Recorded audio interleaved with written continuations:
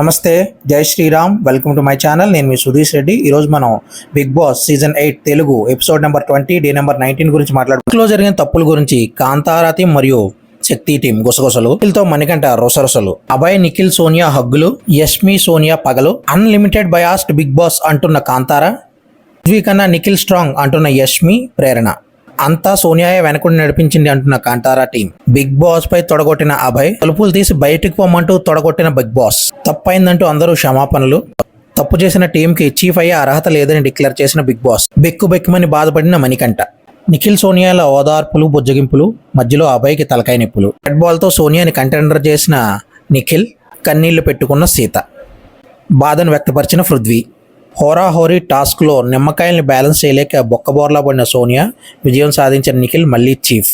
ఇంకా మన పరిస్థితి ఏంటో అని బిత్తరపోయి చూస్తున్న కాంతారా టీం. ఇంతటితో ఈ అనాలిసిస్ ముగిసింది. రేపు మళ్ళీ కలుసుకుందాం. బాయ్.